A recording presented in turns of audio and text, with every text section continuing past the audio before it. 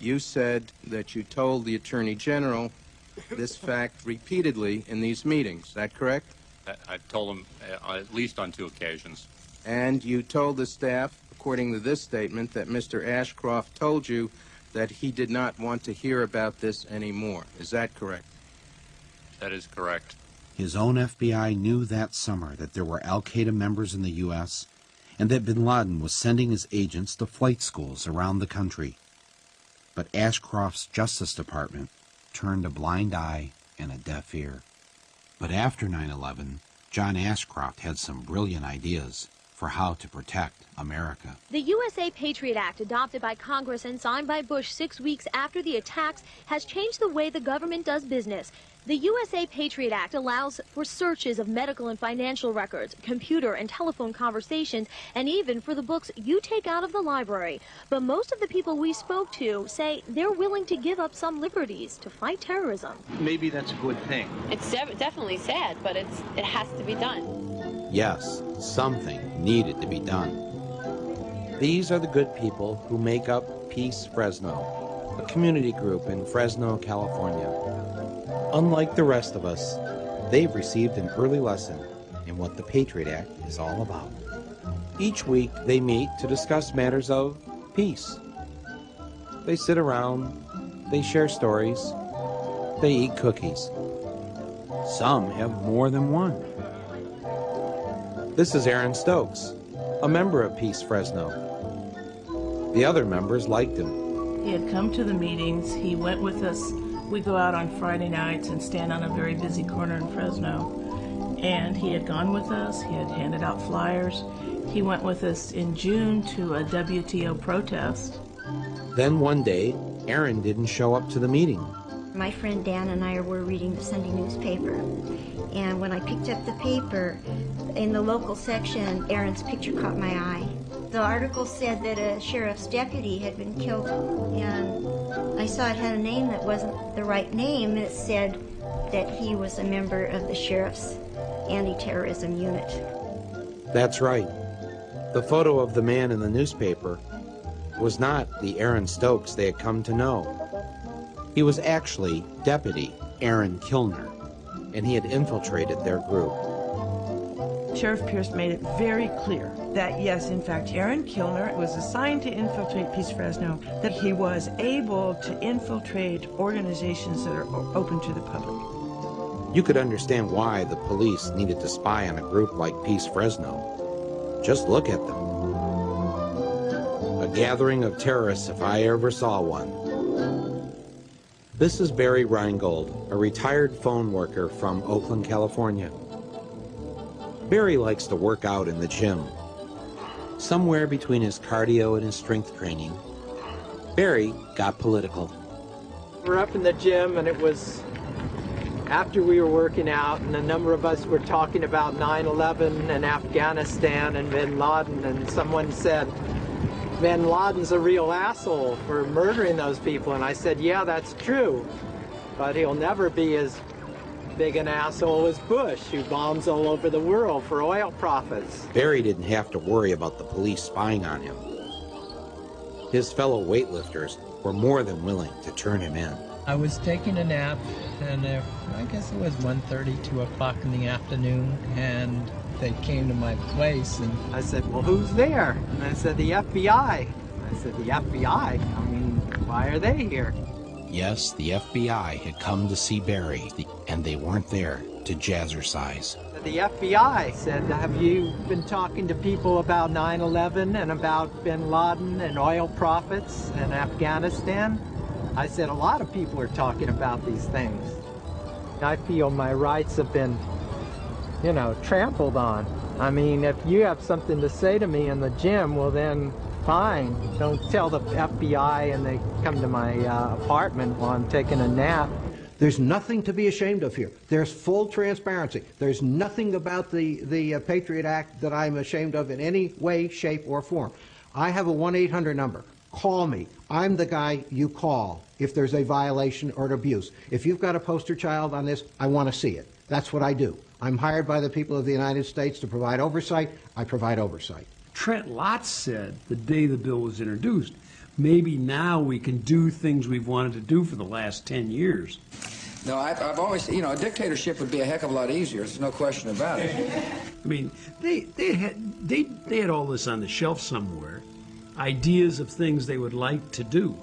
And they got 9/11 and they said, it's our chance, go for it. There was an immediate assumption on the part of the administration that there had to be a surrender of certain of our rights. There's several definitions in the bill that are quite troubling. First of all, the definition of terrorist, and it's so expansive that it could include people who... Like me.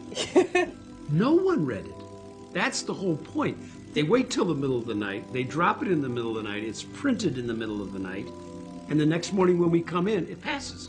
How could Congress pass this Patriot Act without even reading it? Sit down, my son. We don't read most of the bills. Do you really know what that would entail if we were to read every bill that we passed? Well, the good thing, it would slow down the legislative process. I couldn't believe that virtually no member of Congress had read the Patriot Act before voting on it. So I decided the only patriotic thing to do was for me to read it to them. Members of Congress, this is Michael Moore. I would like to read to you the USA Patriot Act. Section 1, Section 210 of this code reads as follows.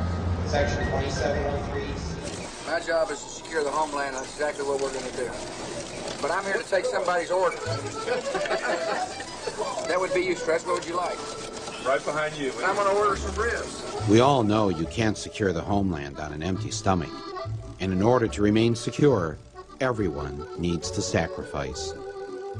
Especially little Patrick Hamilton. I'm sure each of us has our own personal airport security horror story. But here's my favorite. The terrorist threat that was posed by his mommy's breast milk. I thought, well, if I just put a little bit on my lips, then that would be sufficient, because obviously I'm tasting it. And she looked at me, and I felt like she was telling me, you need to chug that. She goes, no, you need to drink more. And of a 4-ounce bottle, I wound up drinking 2 more ounces of breast milk that then, because it's touched my lips, has to be tossed. While Homeland Security was making sure breast milk was kept off our planes, they were also doing everything possible to ensure no one could light a firebomb on board. I can bring that on the plane? Actually, you can, yes, you're fine. Oops, 1 too many books of matches. You can have 4 books of matches and 2 lighters. When we already have the experience of Richard Reed, the shoe bomber, who would have blown up an airplane with his shoe bomb had he had a butane lighter, according to the FBI, why would the Transportation Security Agency say it's okay to take 4 books of matches and 2 butane lighters in your pockets as you board an airplane? I'm guessing that somebody put pressure on them to say, you know, when an airplane lands, people want to light up pretty quickly, so don't take their lighters away. Okay, let me see if I got this straight. Old guys in the gym, bad. Peace groups in Fresno, bad. Breast milk, really bad. But matches and lighters on the plane, oh, hey, no problem. Was this really about our safety? Or was something else going on? This is where the Pacific Ocean meets the shores of Oregon. Over 100 miles of beautiful, open coastline on our border. And, thanks to the budget cutbacks, the total number of state police protecting it? 1. Part-time. Meet Trooper Brooks. I maybe get a chance to hit this stretch of highway once, maybe twice a week during my shifts. You know, it's just to even drive up here and look. You know, I mean, as far as I know, somebody could, there's lots of things they could do. I don't even want us to expect, because it just makes me ill inside. Back at the State Trooper Patrol Office, thanks to the budget cuts, Trooper Kenyon had to come in on his day off to catch up on some paperwork. For the most part, especially during the summertime, when people show up here, this is exactly what they get. They close the door. They can read the sign about the office closure, and it just basically explains that, you know, due to our cutbacks, our office is not open for administrative business. And there's a little sign down at the bottom that explains when the office is closed, that they can use the phone booth to get in touch with our dispatch Ironically enough, that phone is a piece of junk. It doesn't work very well, so half the time they pick up the phone and dispatch gets a bunch of static and they don't hear anything. For Tuesday, there'll be no troop on patrol. Wednesday, there'll be no troop on patrol. Thursday, there'll be no troop on patrol. You get calls all the time. People will call in a suspicious vehicle or somebody looking suspicious, you know, and I don't hardly ever respond to that anymore. I just don't have the time to do it. One night I asked, how many people do we have in the state of Oregon on duty tonight? And we had 8 troopers on for the entire state of Oregon working. I think, you know, Oregon is a prime example that Homeland Security is not as secure as what I think people would like to believe. Nobody sent me any manual that says, here's how you catch a terrorist, you know, and if I had that manual, I'd read it, but I don't, so, yeah.